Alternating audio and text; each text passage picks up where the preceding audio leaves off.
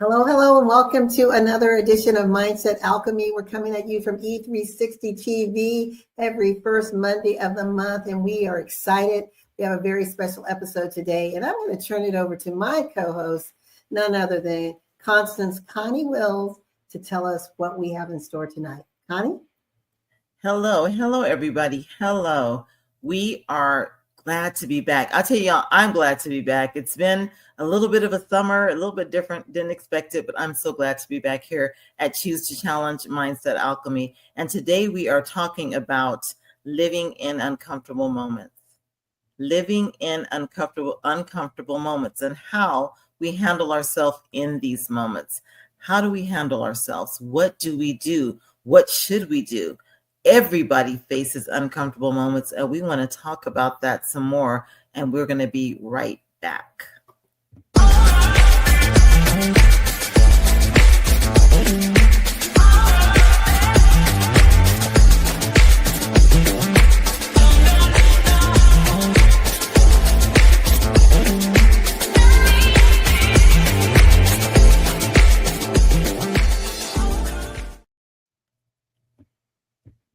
Hello, right, we are back. This is going to be a good one, huh, Connie? Yes, it is. So sorry. I'm laughing because we just started talking at the same time. But talking about uncomfortable moments, right? Yes. It is gonna be a good one, y'all. Absolutely living in uncomfortable moments. How many of us can say we had an uncomfortable moment today? I can. We had one right now, but it wasn't uncomfortable, negatively uncomfortable. It was just uncomfortable because it was sort of just odd. Let's put it that way, odd. So I'm not always saying our uncomfortable moments have to be a negative thing. They don't always have to be something bad that happens. Living in uncomfortable moments can be something funny. It can be something awkward. It can be a lot of things.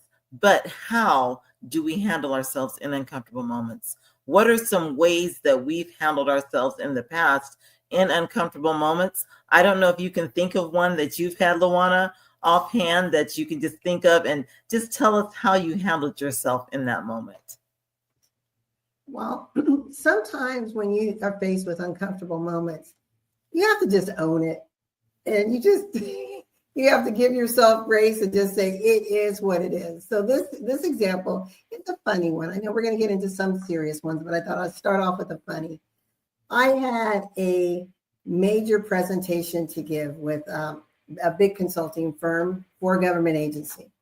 And I was so excited, but I was nervous because I was going to be speaking to a bunch of scientists.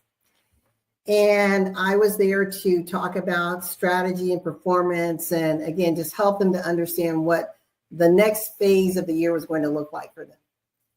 So got with my team, we did our little huddle. It's like, okay, LaWanna, you got this. I was rocking and rolling. Everyone was smiling and nodding. I thought, wow, I've got that captive audience. And that's a good feeling when people are nodding, and it just felt really good. The energy in the room felt really light. So at the end, I go back and I sit down at my desk and I put my head in my hands like, whew, I'm glad that's over. And what did I feel on my head? A do-rag. I was totally suited up and did an entire professional presentation with a do-rag on. And now, was it like a solid color, black or navy? No, it was floral. And I turned to my team members and I said, excuse me, we did a huddle. Is there any reason why someone didn't say, LaWanna, check yourself? And one of my teammates said, oh, we thought you wanted to wear your lucky hat. Talk about oh my goodness. That's hilarious. Yes. And I can relate to that because we've all had those uncomfortable moments that we look back on them and they're funny, but during the time we're mortified, right? So just totally mortified. I can remember one quick funny moment I had. It was uncomfortable, but initially it wasn't. I was calling myself, and I think I've talked to you about this before, LaWanna. I thought I was cute. I was young, probably in my early 20s, and I was wearing my little heels. And back then they had the pointy toes and the pointy heel. And I had my heels on. I was dressed for church, and we had went to my mother's house for something. And so I got out of the car and we parked up on the street by the side of the street. And if any of you know about those old, like the electrician, I guess they go in the either electric or water, the water ones, the water where the water company comes and goes into the ground. So that thing was out there and it has like a little hole in it, almost like a big keyhole is what it sort of looks like. But it was a big metal, big heavy metal thing. So I get out and I step on that. Little did I know, my heel got jammed in that plate. This plate had to weigh about 5 to 10 pounds. And I had on these little heels. And so I thought I could shake it off. No, I pulled my foot up, the whole thing comes up and it's heavy. But I'm trying to save face. I'm trying to because there was people with us. There was guys and ladies, and they were walking up to the house too. And I'm like trying not to show them that I have this thing stuck on my shoe. But silly me, I go walking and I'm dragging it on the sidewalk and it's scraping across the sidewalk. They made shoes good back then because my heels should have been gone. But I walked and walked up her carport, and her carport or driveway is steep. Walked up that steep, dragging this thing on my foot and still just trying to just keep this nothing's wrong. Got in the house and I was like, and everybody was looking at me like, what is on your shoe? That's when I just started. I burst out laughing. I couldn't even hold that whole no one's gonna know that this is embarrassing, because it was embarrassing, but I just laughed about it. And we had to get a hammer and hammer my heel out of that thing. But that was one of those uncomfortable moments that I could have just taken another way, but I'm trying to save face. I had to get to the house. I wasn't going to take my shoe off. Why didn't I just take my shoes off and carry it? I don't know. That's not the way I handled that one. I walked with that thing on the heel of that shoe all the way up the house. And when we got it off, one of the young men went and put it back where it belonged. But that was one. That's another funny, uncomfortable moment. But how many of us have lived through more serious, uncomfortable moments? And I imagine that's everybody. We've lived through uncomfortable moments where LaWanna, if you would have seen me, you would have been crying back then. And we knew each other back then too. You'd have oh my gosh. You would have been like, what in the world? Why did she not just take her shoe off and just carry it in? No. Had to save face. Just had to walk proud with that big block on my heel. And that was another uncomfortable moment. But how many of us have lived through serious, uncomfortable moments?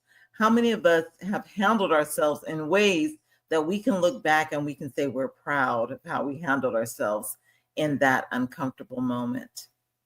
How many times have we done that? I know for me, there have been several times that I've handled myself not so great in uncomfortable spots. And when I look back, I'm like, because hindsight's always 20/20, right? And I'm just like, why did I say that? Or why did I react that way? Instead of taking time. So I want us to go into some ways that we can work through uncomfortable moments, which may be difficult. Not necessarily the funny ones, but the difficult ones. How does mindset play a role in that? You have any great ideas, LaWanna, about that? Well, I just wanted to give a little bit more context. Like you said, the funny ones, yeah, we can laugh at ourselves, but when it's serious, I think that's where we are faced with maybe some hidden truths about ourselves. It may be fear. It may be a feeling of rejection. It may have something to do with our own self-esteem. And that's what causes us to feel uncomfortable. Obviously, there are things we can't control. Right? So those things we can't control, we should let them roll off our back. But very often we don't, because we tend to project whatever's happening on ourselves. And we think people may be thinking or feeling a certain way, and they may not be, or they may be, right? But I think ultimately it's all seated in this feeling of fear and perhaps even some elements of self-worthiness or lack of self-worthiness. And that's your lane of expertise, but that's just my initial thoughts that, it's rooted in something. Right? I love Whatever that. makes us uncomfortable, it's rooted in something. I love that.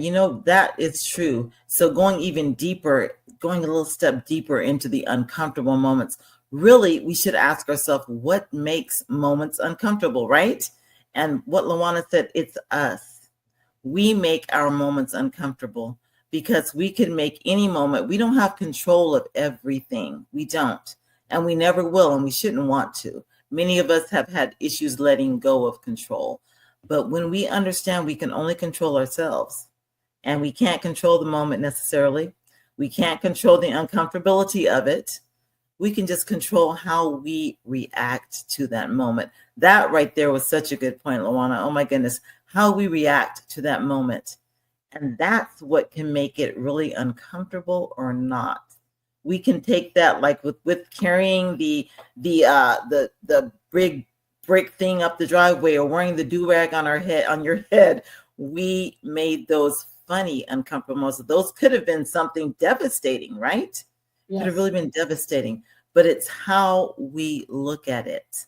How we look at it. That right there is a point that we need to take into. So in a uncomfortable moment for me, let's say, for instance, I'm in a situation around people that maybe I'm not comfortable with, or maybe they're not comfortable with me. And maybe they treat me a certain way, but maybe, just like LaWanna just said, it's my perception of how I think they are treating me, because it comes from something deeper, my belief in myself. It comes from my mindset. It comes from my own fears, my insecurities. So that, I think, is really hitting it on the head. So are moments really uncomfortable? We could ask that question now. Yeah. Are they really uncomfortable, or do we make them that way? Wow. That's a deep one. And I'm going to pause for a moment just to remind people this episode is for infotainment purposes only. It's not intended to treat or diagnose any mental concerns, health concerns. If you do need immediate support, please look at the link below. There's a number that you can contact for suicide prevention. Also, you can call the national hotline and text 988 for any assistance. But what you just said is pretty profound and even provocative. Are there really uncomfortable moments? Are they real? Are they imagined? And because we imagine them, do they become real? And right there, I think because we imagine them, they become real for us, right? But do they really exist in being uncomfortable, or something that's not pleasant? Or is that only because of us as well? Do we make that moment unpleasant and uncomfortable? We can't place the blame on anyone else. We have to really dig deep inside of ourselves. And like LaWanna just said, is that coming from a place of hurt? Where are our reactions coming? Why are we saying it's uncomfortable? A place of fear, a place of insecurity. We must be mindful in every moment. Mindfulness is something that we have to learn to live by. I'm learning as I'm going. I'm learning every single day. I must be mindful in the moment.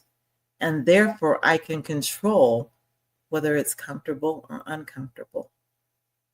We'll be right back and learn a little bit more about living in uncomfortable situations.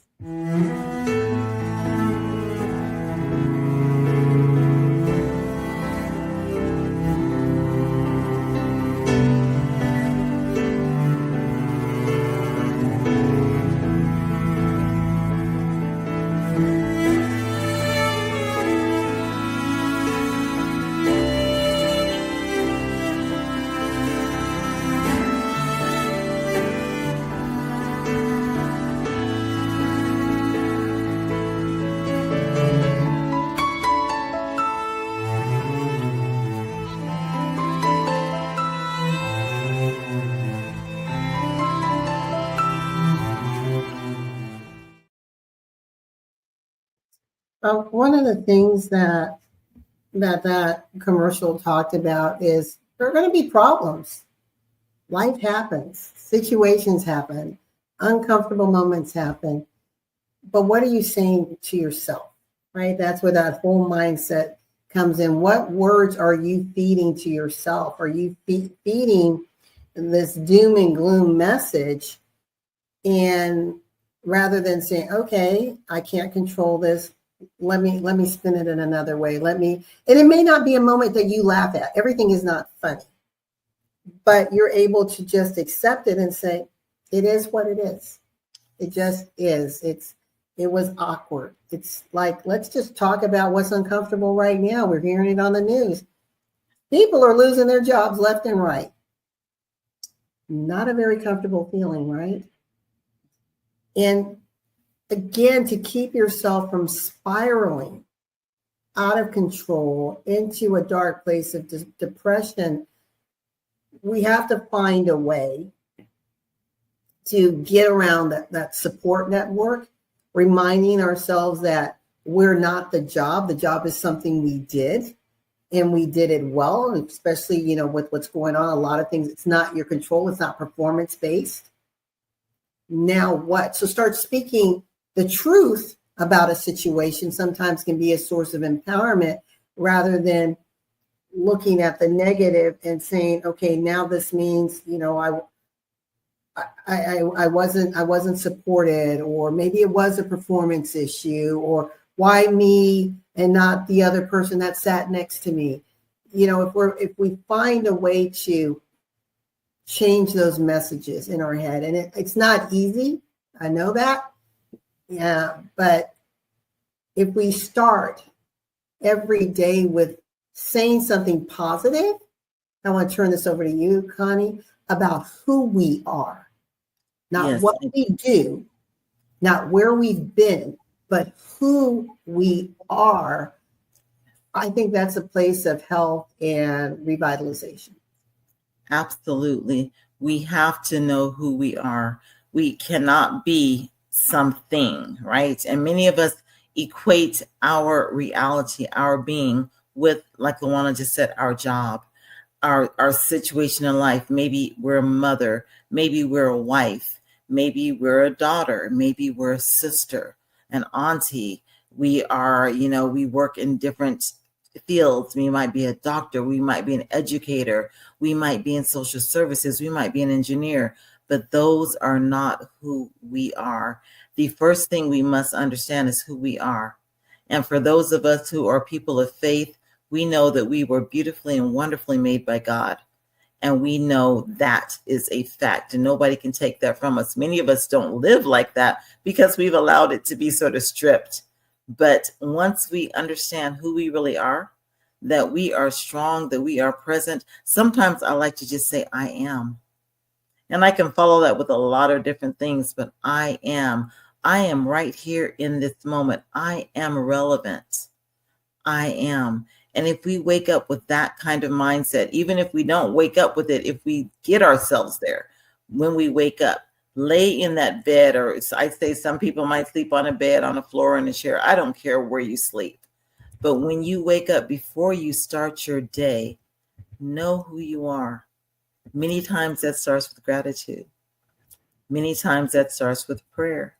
Many times that starts with meditation, but it puts you in a frame of mind to handle what your day might bring you, because you have no control over that. Your day might bring you some things that you just thought were doozies. I know many days I've had that. When I was working, a lot of days brought doozies to me. And if I equated myself as that person that couldn't handle that, it would be noticeable from everybody. So I had to walk with authority, even though sometimes inside I may not have felt it, but I still had to walk with that authority. And those uncomfortable situations became things that I could handle. They became things that were doable, that maybe if I had really overthought it or thought I wasn't enough to handle it, I wouldn't have been able to do it. Let's reframe how we look at uncomfortable situations. Reframe. I've been on the witness stand many times when I worked, and it was usually against a client of mine, and the judge and their attorney, the defense attorney. I was usually with the prosecutors, and they would try to ring me up the wall. I mean, some of the questions that were asked, and I was stumped many times, and I could feel the nervousness coming when I couldn't respond right away, or I couldn't give that answer right away. Or if I gave the answer and the defense attorney came at me again. Very uncomfortable situations, but I had to sit up there, had to breathe. And that's another technique. When you feel yourself becoming uncomfortable in a situation. So I just flipped it if you caught me. I didn't say in an uncomfortable situation. I said, if you feel yourself becoming uncomfortable in a situation, that's when we self-regulate. We can breathe. We might need to just, step away for a minute. And if it's a situation that you can do that, by all means, if that's what you need, if taking that breath of just, I've got to calm myself, if that helps you, do that, because there are situations that we might think are the most uncomfortable, and the other people involved, they think they're nothing. So really, it's a lot to do with perspective. That is, I didn't know we were going to go this direction, but perspective is everything. And it's how we perceive these situations that are difficult. A lot of them are. I'm not going to take that from anybody. We've all faced difficulties. We will continue. But how are we looking? How are we regulating our emotions? How are we regulating? And how are we looking at them? How are we feeling? I want to jump in here for a moment. So when you're talking about regulating our emotions, we had on Choose to Challenge a NLP neurolinguistic programmer, neurolinguistic practitioner, and an EFT, emotional freedom technique practitioner, Richard Morton. And the one thing that he believes is that the mind follows the body, not the other way around. And we often focus on, I got to get my mindset right. I got to get my mindset right. And his whole premise is we need to tap into the body. The body is the indicator. The body is where the five senses are.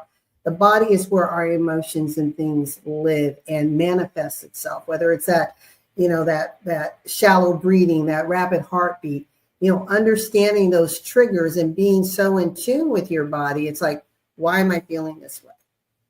And then when you're able to regulate and control that, then you're able to redirect, reprogram the mind. That's his whole premise, that we focus a lot on the mindset, but there's a body element that's there, right? We're living in the body. We're not our mind.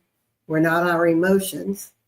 We're the spirit being, having this human experience, but he challenges us to really pay attention to the natural indicators that have been placed in us by design, because it's actually how we experience the world is through our senses. The body is designed to help us to understand fight or flight and joy and pain, hot and cold, all of those things. And if a certain situation, I'll just say simple, public speaking, the thing that most people fear, and suddenly your palms get sweaty, your heart starts beating, your mouth gets dry, your body's communicating something to you. So it's like, okay, how do I, as you said, Connie, regulate? Maybe it requires me to breathe. Maybe it requires me to get into a visioning state. And then I'm able to adjust and calm my mind and realize it's just a situation. I don't have to be uncomfortable in it. It's just a situation. I love that. I love it. And I'm so interested in that. I'm going to reach out to Richard and have him explain this to me some more, because I do love that, because that is so true. Our bodies give us signals when we're doing, we will feel it. We will feel it, and everything is connected. And so we feel that. And I believe when we take thought breaks, we take thought breaks. And that's something I talk about. We take thought breaks when we feel ourselves going a certain way, when we feel ourselves being nervous, when we feel ourselves getting upset, when we feel ourselves being scared. Why are we feeling that way? And that's when I take the thought break. I become very mindful of why I'm feeling that way. And it might be because I had a bad memory. This person or the situation I'm in brought back a memory from my past that put me in a bad place. So therefore, I'm equating, unbeknownst to me, but I'm equating my current situation to the way I felt maybe 5 years ago in a similar situation. So I truly believe that is your body definitely telling you, danger, stop. Let's take a look at this. And that's when you think, okay, why am I feeling this way? And then you can do what you need to do. Like LaWanna just said, You can breathe, you can deep breathe, you can take the breath of fresh air, you can remind yourself who you are. You can do all that and get back into the place that you want to be in that situation. Because how do we handle ourselves in these situations? How do we handle ourselves in difficult situations with people? Let me shoot this one at you, LaWanna. Sure. Say, for instance, there's somebody in your life, could be somebody you really care about, and they are the most difficult person ever. And almost every time you talk to them, they're trying to start an argument or a fight. How do you handle yourself in that difficult situation? Well, I think there are numerous ways. And the first thing is to emotionally take a step back, right? Because when you feel like you're being attacked or someone's trying to provoke you, it's easy to say, okay, I'm rolling up my sleeves, I'm going to go all in. But if you take an emotional step back and do a recon, what's going on here? You know, I'm calm, this person is being spastic for whatever reason. Some people love to push buttons, but there's something deeper there. Why do you need to push buttons to create this attention factor around you? What's really going on? Or why do you feel that you have to push buttons so that you can feel superior to someone? Why? So again, it's not you. So when you step back and you kind of put individuals in this bucket of compassion, it's like, I don't need to react to that. I can listen or not. I can walk away, and deal with them another day or not, even when it's someone very close to you. I had a recent situation and I had to sit back and think, wait a minute, I see a pattern here. And I don't like how I'm feeling in this situation. I don't like how I feel around this person. It's not a healthy feeling. And I don't want that energy around me. So I made a very conscious decision to say, I'm going to do what Dr. George Fraser says. I'm going to bless and release them. I'm going to forgive them for their ignorance, but I choose to protect me and my place of peace and step back. Yes. I love that. I love that. And that's really where it all lies. We all know there will be difficult situations. There will be people that put us or attempt to put us in difficult situations. There will be people who are just difficult. And we know we've dealt with that throughout our lives, and we will in the future. So I think putting ourselves in the spot, in a mindset of, okay, this is what I'm going to do. This is not me. It's not me. It's them, but it's okay. I'm just going to go ahead and either walk away. If it's telephone, hang up the phone. If it's, is, somebody's texting you crazy stuff, don't respond. There's so many ways to maintain your peace and not then be thrown into an uncomfortable situation, because the situation is there. It's there regardless. I learned this equation from a coaching group that I'm in, and it's E plus R equals O. The event plus your response equals the outcome.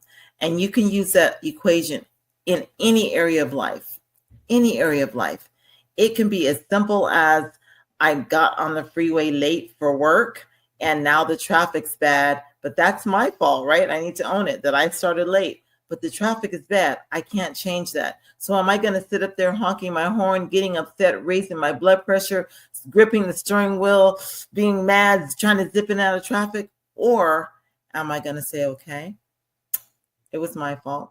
I'm going to have to get up earlier. I was late. Traffic can be bad during rush hour, and I really can't be upset about that because it was me. If I'm going to be upset, I need to be upset at me. It wasn't the situation. And if I take it that way, the outcome is still going to be the same. I'm going to be late to work. But am I going to be upset and in a horrible mood and start my day that way? Or am I going to be calm and say, oh, well, it is what it is. Got started late. Here I am. So we can use that equation in anything. The event could be an interaction with somebody who wants to, as LaWanna just said, push your buttons. And there are people like that. I know I have people like that in my life. They like to push buttons. And I've had them even when I was working. There's people that just like to push buttons because they want your reaction. But that's when that equation comes in perfect. They're pushing buttons. You're responding calmly. And we'll be back in a moment.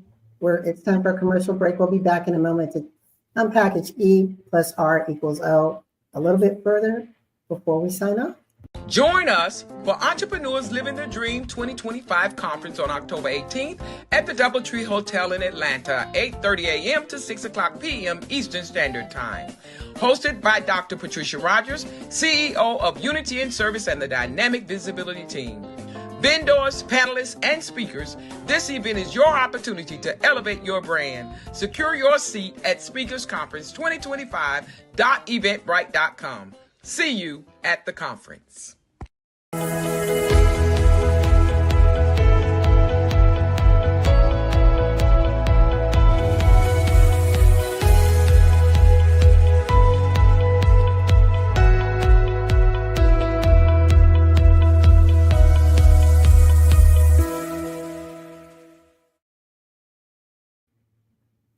Okay, we're back, and we were talking about the formula E plus R equals O, E plus response equals O. And that's one thing that we have a choice is our response. And some people are like, no, you don't understand. I didn't have a choice. You do have a choice in how you respond. And I just want to share this. You know, any opportunity I have to bring up a daddy story, I will. One of the things about my father, and he wasn't a saint, but he was just an amazing man. And of all of his amazing traits and values, the one that always had me curious is I never heard him say a negative thing about anyone. He went through his challenges, he went through negative situations, but he never said anything negative about anyone. And I asked him one day, I said, how could you sit there and not say something? And I said, how are you this way? And he said when he was younger, he saw so much negativity because he was a child who had been abused. He said, he made a decision back then as a little bitty. I don't want to be part of that problem. And so for 94 years, he stayed committed to that. And sometimes we see things and we experience things and it causes an instant paradigm shift, and it shifts our values, and we hold on it and we become true to it, and it's non-negotiable. So again, this formula really is an opportunity for us to assess, how am I responding, and why am I responding this way? Yeah, especially when it's negative. Why? And how can I control it? How can I not be a part of the problem or perpetuating, this eruption that's occurring or whatever it may be? Step aside and find a way to be a part of the solution. And if you're not the one to be intended to be the peacemaker in that, it's okay. But step away and protect your peace, protect your mindset. Connie. Absolutely. The E plus R plus O, I found myself using that equation in almost any area of life right now. It's sort of becoming second nature only because I realize how powerful it is when I can regulate my response, when I can regulate my reaction. I like to say when I don't react, but when I respond, because I think responding may take a little more thought, and reactions are usually just boom, you just react. So when I can respond with thought, it makes even the uncomfortable situations bearable. You notice I didn't say it makes them comfortable. I said it makes them bearable. And therefore, I can go on and do what I need to do. I think if we focus on mindfulness, we focus on emotional regulation, and we focus on the perspective that we're taking in any situation. I think if we do those three things, that any situation we look at as possibly being uncomfortable or difficult can be dealt with, and we can walk away from that situation not thinking it was as difficult as it could have been. or maybe not thinking it was as difficult as we thought it was going to be, because we changed our perspective around it. So I think that's part of the power. That's part of the mindset shifting that will make us live a more peaceable life in uncomfortable and difficult situations. LaWanna? Yeah, I love that. It's like, as you were talking, I was just thinking about so many of those situations that pop up, and they may make us feel angry, sad. And as we started off this show, they're funny because we like, really? But the emotions that they bring are real. They're not imagined, they're real. And I think it's real important just to go back to what you were saying, is really assess and unpackage. Why? Why do I feel that way? Why am I embarrassed? Why am I angry? Why do I feel resentful? Why do I feel ashamed, vulnerable? There are a lot of things that equate to that feeling of uncomfortability, if that's a word. But anyway, but I think that there's hope, and there's definitely promise that's there, but it takes one step at a time. And it's okay if you get pulled in, right? Then just recognize it, and pretty soon you'll find that certain things you can't be baited with anymore. It's like, hey, it just is. That's that person. Pray for them. Hope they'll do better. They may not.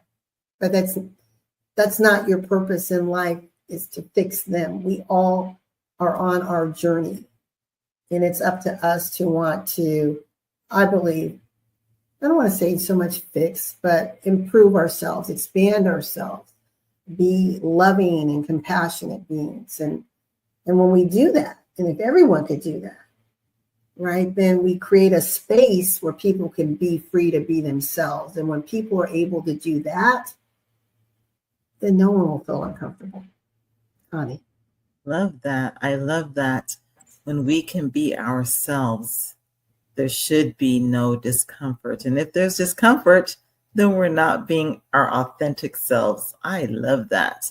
And I'm going to just say, as Mel Robbins said in her book, let them. Just let them. It's okay.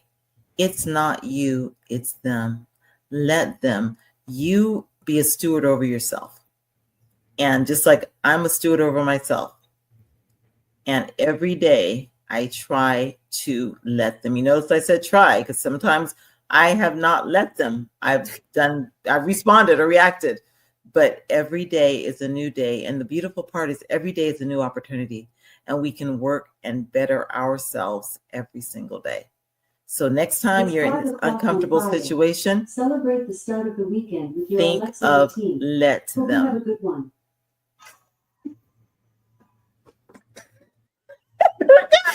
There you go. We started off with an awkward, and we finished with an awkward.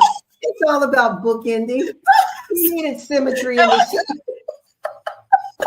I forgot. Alexa does that every Friday. And normally she scares the bejesus out of me.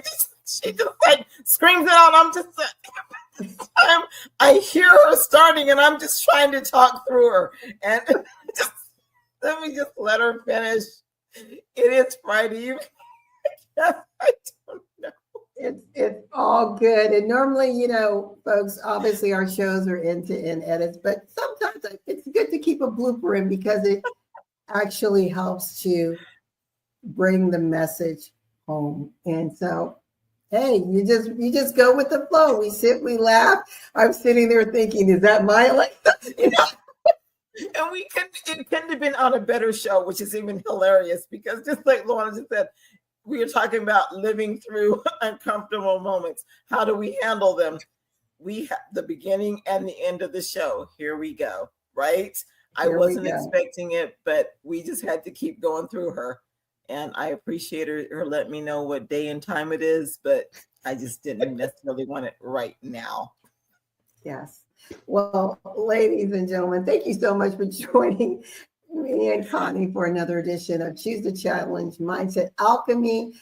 We look forward to seeing you next month for another edition of Mindset Alchemy. And if you want to be a guest on Choose the Challenge, please reach out to me or Connie, Constance Wills, LaWanna Bradford. We're easy to find on social media, and we'd love to have a conversation and bring you on one of our episodes and get your take on mindset. Be safe, be well. Bye for now. We'll see you later. Bye-bye.